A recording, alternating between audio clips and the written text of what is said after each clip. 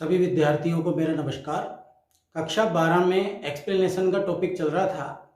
मेरे last video में मैंने आपको जो फर्स्ट पोइम है माय मदर एट 66 उसकी एक्सप्लेनेशन समझाई थी।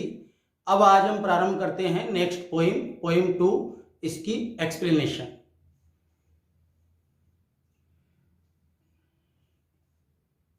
तो डियर स्टूडेंट्स, टॉपिक चल रहा है explanation with reference to the context.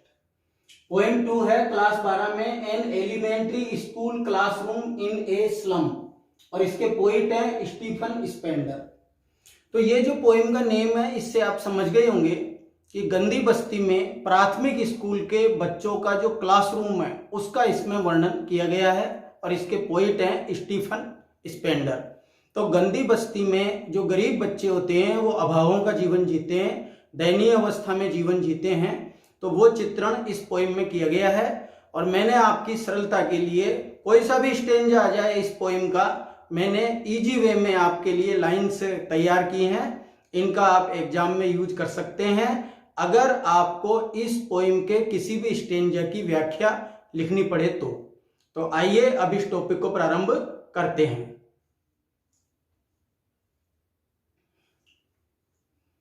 तो सबसे पहले देखेंगे reference. These lines have been taken from the poem। ये पंक्तियां कविता से ली गई हैं। अब जो पोइम का नेम है वो सिंगल इन्वर्टेड कोमा में लिखा हुआ है कि an elementary school classroom in a slum, full stop, single inverted comma में। और इसके बाद में इट इज रिटन बाय, ये किसके द्वारा लिखित है तो इसके पोइट का नाम है स्टीफन स्पेंडर। अब इसके बाद में हम प्रारंभ करते हैं इसका सेकंड पार्ट नंबर 2, जिसको कहते हैं कॉन्टेक्स्ट। बहुत ध्यान से आपको समझना है और इन लाइंस को आपको नोट डाउन भी कर लेना है अपनी नोटबुक में। तो अब देखेंगे कॉन्टेक्स्ट। इन दीज लाइंस, इन पंक्तियों में द पोइट सेज, कवि कहता है दैट की द चिल्ड्रन, बच्चे इन ए स्लम स्कूल, स्लम यानी गंदी बस्ती के स्कूल के जो बच्चे हैं, लिव वो रहते हैं in a miserable condition. Miserable condition का मतलब है दयनीय स्थिति में, अभाव की स्थिति में, गरीबी की स्थिति में।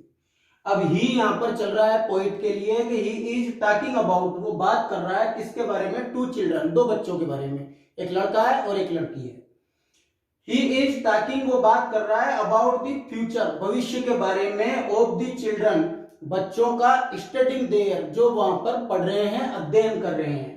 और ही प्रूव्स, वो सिद्ध करता है मीनिंगलेसनेस, निरर्थकता, ऑफ द पिक्चर्स, एक तो चित्रों की, एंड द मैप, और मानचित्र की, नक्शे की, हैंगिंग, जो लटका हुआ है, ऑन द वॉल्स, जो लगा हुआ है दीवारों पर, of the slum schools classroom, गंदी बस्ती के स्कूल का जो कक्ष है, उस कक्ष में कुछ डोनेटेड आइटम्स जैसे कि मैप है, पिक्चर्स है, इन पिक्चर्स में जैसे शेक्सपियर का पिक्चर है, टाइरोलिस वैली का पिक्चर है, ये सब वहां पर क्लासरूम में लगे हुए हैं। तो इनकी निरर्थकता को सिद्ध करता है कवि। और ही सजेस्ट, वो सुझाव देता है द मेजर्स, उपाय, अबाउट, बारे में, द गोल्डन फ्यूचर, सुनहरा भविष्य, ऑफ द स्लम चिल्ड्रन, गंदी बस्ती के बच्चों के बारे में, उनके सुनहरे भविष्य के बारे में वो सुझाव देता है। तो जैसा कि मैंने आपको मेरे लास्ट वीडियो में भी बताया था कि एक्सप्लेनेशन करने में स्टूडेंट्स को बहुत कठिनाई महसूस होती है, इसलिए आपकी सरलता के लिए ये लाइंस तैयार की गई है। अब हम जो नेक्स्ट देखेंगे ना एक्सप्लेनेशन, तो एक्सप्लेनेशन में जो लाइंस आपको मिलेंगी उनमें ज्यादातर लाइंस वो हैं जो कॉन्टेक्स्ट में आ चुकी हैं, मतलब आपको उनकी लर्निंग एक ही बार करनी है। इसके बाद में एक्सप्लेनेशन का जो टॉपिक होता है, एक्सप्लेनेशन थोड़ा बड़ा हमको लिखना पड़ता है, इसलिए एक्सप्लेनेशन में कुछ लाइंस को ऐड किया गया है, कुछ लाइंस न्यू हो सकती हैं, ज्यादातर लाइंस कॉन्टेक्स्ट की ही मैंने इसमें रिपीट की हैं, और आपके लिए इजी वे में ये मैटर तैयार किया है। तो अब प्रारंभ करते हैं एक्सप्लेनेशन। एक्सप्लेनेशन नंबर 3, इसको हिंदी में कहते हैं व्याख्या। इन दीज लाइन्स, इन पंक्तियों में, द पोइट सेज दैट, कवि कहता है द चिल्ड्रन, बच्चे, इन ए स्लम स्कूल, गंदी बस्ती के स्कूल में जो बच्चे हैं, लिव रहते हैं इन ए मिजरेबल कंडीशन, दयनीय स्थिति में। ये लाइन कॉन्टेक्स्ट में भी थी, एक्सप्लेनेशन में रिपीट हो रही है। इसके बाद में he is talking about 2 children, वो 2 बच्चों के बारे में बात कर रहा है, ये लाइन कॉन्टेक्स्ट में थी। इस लाइन को यहाँ पे थोड़ा विस्तार दिया गया है, कोमा लगाया है, 1 बॉय एंड 1 गर्ल, एक लड़का है और एक लड़की है। दीज चिल्ड्रन आर निग्लेक्टेड, इन बच्चों की उपेक्षा की जाती है बाय द सोसाइटी, समाज द्वारा। ये जो गंदी बस्ती के बच्चे होते हैं ये समाज द्वारा उपेक्षित होते हैं। फिर दी बॉय, जैसा कि मैंने आपको बताया इसमें 1 बॉय एंड 1 गर्ल डिस्क्रिप्शन है, तो अब ये लाइन उस बॉय के ऊपर है कि दी boy is sweet and young, वो जो लड़का है स्वीट सौम्य है, एंड यंग, या यंग का अर्थ युवा नहीं है मतलब छोटा है, बट ही इज अनलकी, लेकिन वह दुर्भाग्यशाली है। अब वो दुर्भाग्यशाली क्यों है? क्योंकि गंदी बस्ती का दयनीय जीवन वो जी रहा है।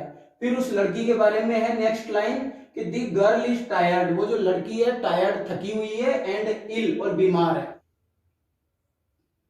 इसके बाद आगे देखते हैं, जैसा कि मैंने आपको कॉन्टेक्स्ट में भी बताया था कि क्लासरूम में दीवारों पर डोनेटेड आइटम्स लगे हुए हैं जिनमें मैप भी है, शेक्सपियर का चित्र भी है, टाइरोलिस वैली का चित्र भी है, तो कवि इनकी निरर्थकता को दर्शाता है।